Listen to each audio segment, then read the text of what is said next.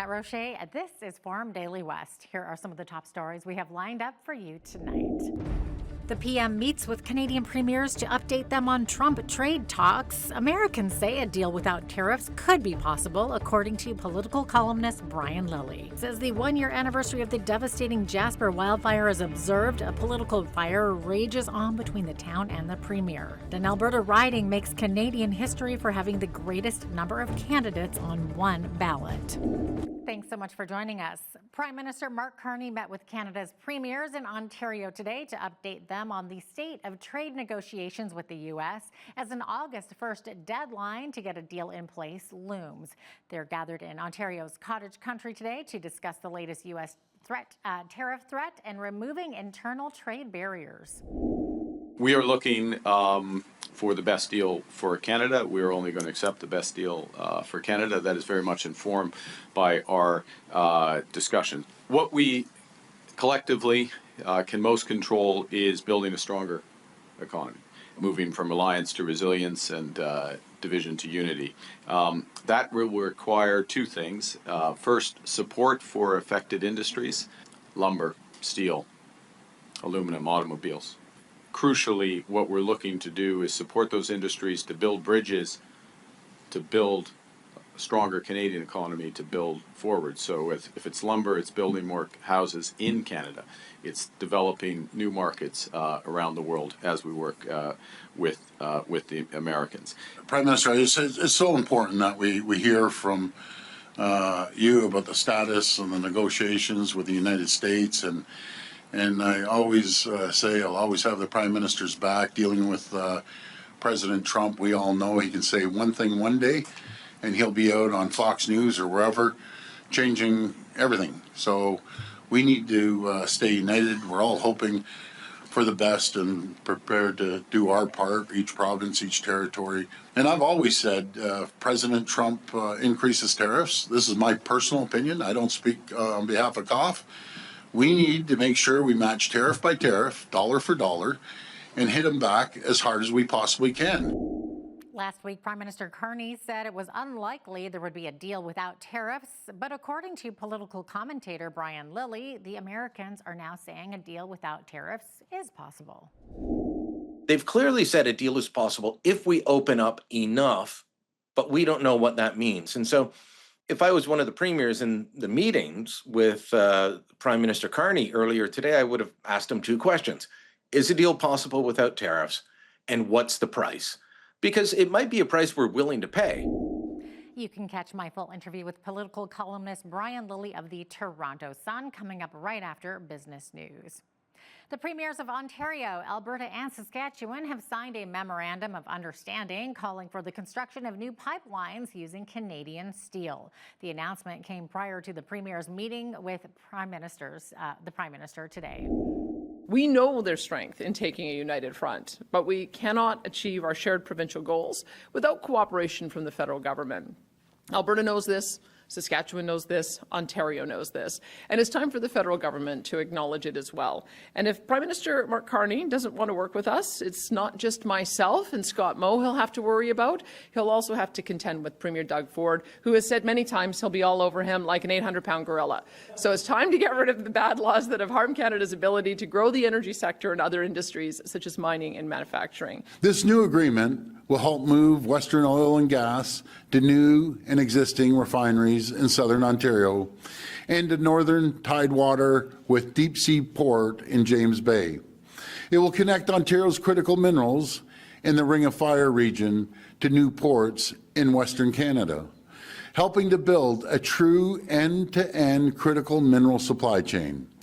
All of it will be built using great Ontario-made and Saskatchewan-made steel, creating jobs, attracting investment, and unlocking the full potential of our economy.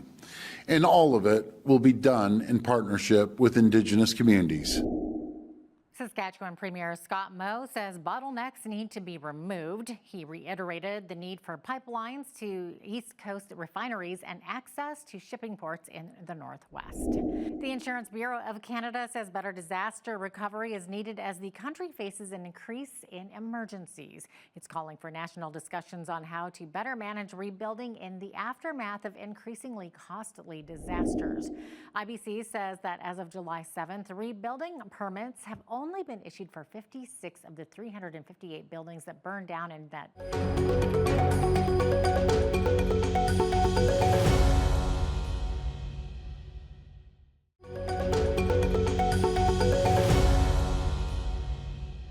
An Alberta community has made Canadian history for having the greatest number of candidates on one ballot. It also means Conservative leader Pierre Poilievre will face close to 140 opponents when he runs for a seat in Parliament in the August 18th by-election in the riding of Battle River Crowfoot.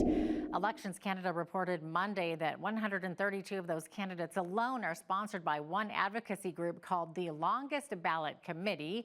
The group wants a citizens' assembly in charge of crafting a new electoral system.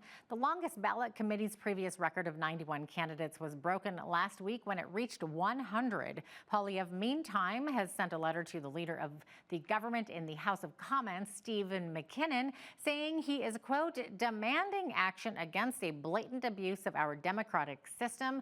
Poilievre adds that the group is confusing voters and undermining democracy by flooding the ballot with unserious candidates. Sadly, politics is creating a smoky haze over the one-year anniversary of the Jasper wildfire. 1 year ago this week, the massive blaze forced thousands of people, including 5,000 residents of Jasper, to evacuate the national park. Last week, Jasper published its own review based on surveys and interviews with more than 300 firefighters and other emergency personnel. While the report said the overall response to the wildfire was a success, it noted some issues were caused by the Alberta government trying to get more involved in decision-making. Premier Danielle Smith took offense, demanding an apology, and today the opposition NDP jumped into the fray. I'm sorry, Your Majesty, you're not actually the Queen. You're the Premier. And public servants accept responsibility, something that this government has had a great deal of trouble in trying to do. Jasper and Alberta deserve real leadership, not petulant, entitled politicians who lash out and can't brook any criticism whatsoever. This is a town in recovery. This is a town where businesses are struggling to come back. It's a town that lost 1/3 of its structures. And we know that we have to help in this recovery.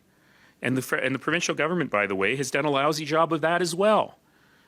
We have people living in temporary housing. We had the provincial government using this yet again as an opportunity to pick a fight with Ottawa and not build the housing that the town of Jasper says it needs in the hopes that they could, I don't know, own the libs, try and win a fight with Parks Canada. And as a result, the pace of housing construction in Jasper has been far, far slower than it needs to be. And while there has been no apology, the municipality of Jasper has since released a statement saying it believes emergency response deserves thoughtful dialogue, not division. It says the community recognizes the province's role in responding to the fire and providing critical support after.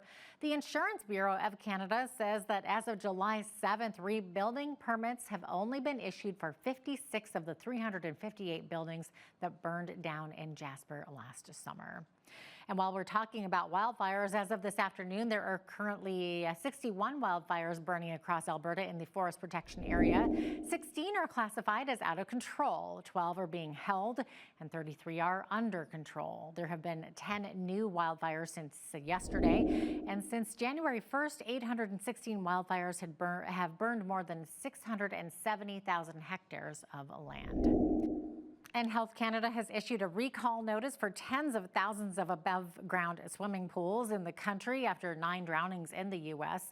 The recall notice says more than 260,000 of the recalled pools were sold in Canada since the early 2000s. The notices cover a range of Best Way, Intex Recreation, and Poly Group pools sold by major retailers as far back as 2002. Another 5 million pools are under a recall advisory in the United States. And in other news, if you're heading off to Hawaii on vacation, take note of this. Volcanic activity continues at Hawaii's Kilauea volcano, which is erupting yet again. The volcano is one of the world's most active and has been erupting on and off since late December of 2004. How beautiful. Yet how scary. Also climate related, a powerful thunderstorm that blew into a popular tourist area in Vietnam capsized a tourist boat, killing at least 35 people. Well, this survivor tells a harrowing tale of how he escaped.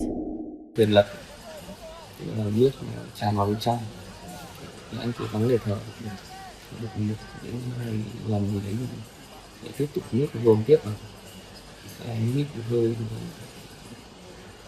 hơi xong rồi anh phao lặn xuống là những gì cũng có ánh sáng nhưng anh lặn tìm ra cái ánh sáng đấy là sau đó mo lên thì mình lại thoát ra được ngoài thuyền và anh trèo lên trên thuyền lật để cầu cứu.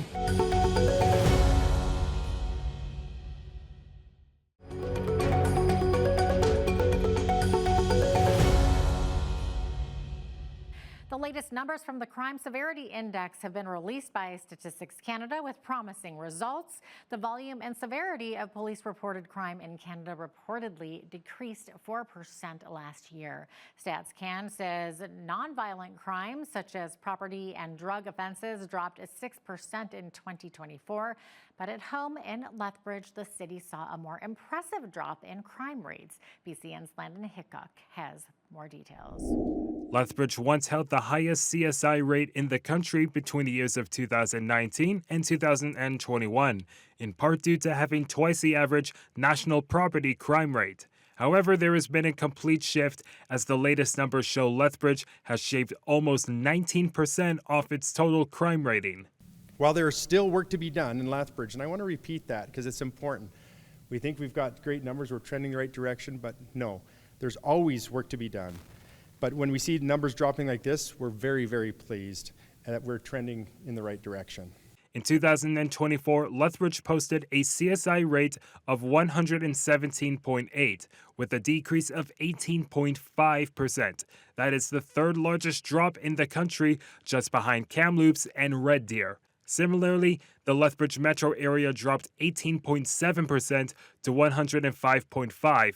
Violent crime in the city has dropped 6.6% to 135.7, and nonviolent crime has dropped an even further 23.2% to 111.5. We've also seen an increase in clearance rates across all CSI categories, meaning more crimes are being solved and offenders are being held accountable. And according to our latest community survey, 70% of residents report feeling safe in Lethbridge. Last year, we hired 26 new police officers and 4 community peace officers. So far this year, we've already added 12 police officers and 3 new CPOs, with plans to hire additional officers for an upcoming class this fall. Specifically, Lethbridge Police says there has been significant drops in types of crimes, including break-and-enters, mischief, vehicle thefts, and theft from motor vehicles. But Deputy Chief Gerald Gromeyer says that collaboration work with the city in key factors such as social services and revitalizing the downtown core have been some main contributors. We've seen significant steps being made by the city of Lethbridge, the investments they've made, the work with the encampments, the social outreach. You know, we still have an opiate epidemic, not in this city, but in this country and in North America. We need more strategic investment in those areas to address those root causes. And you look at the investment that the city of Lethbridge has done in the downtown, add on to that the increase that we've been able to establish with our downtown patrol unit, the extra resources we have down there, the extra visibility of our police officers, the very quick response that we've been able to have downtown in Lethbridge. That has made a significant difference in conjunction with the work that the city of Lethbridge is doing. Chilliwack, Kamloops, and Winnipeg now hold the highest CSI rates in the country. Lethbridge now drops to 9th on the nationwide list, just above 10th place Edmonton. For Bridge City News, I'm Landon Hickok. Hollywood Hollywood celebrities are coming forward to comment and pay tributes to Malcolm Jamal Warner following his death by drowning in Costa Rica. These include his TV dad Bill Cosby from the sitcom bearing his name, and Adam Sandler, who also had a short stint on the popular 1980s show where he played the character of Smitty between 1987 and 1988. And here in Lethbridge, we are still in the wake of a drowning incident involving a 17-year-old boy whose life was taken by the Old Man River last month.